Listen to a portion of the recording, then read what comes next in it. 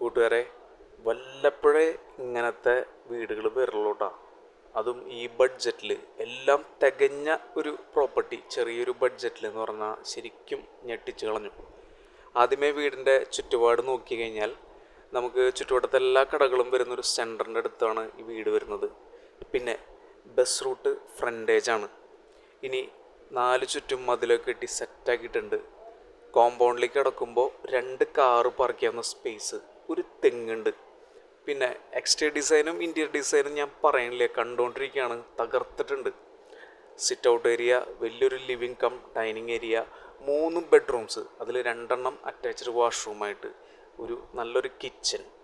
പിന്നെ work area എന്ന് പറയാൻ പറ്റില്ല, എന്നാലും അവിടെ ഒരു ഗില്ലൊക്കെ ചെയ്ത് കഴിഞ്ഞാൽ ഒരു വർക്ക് ഏരിയ സ്പേസായി. ഒരു കോമൺ വാഷ്റൂമുണ്ട്. 4 ചുറ്റും നല്ല ക്ലീനായിട്ട് കിടക്കുന്നുണ്ട്.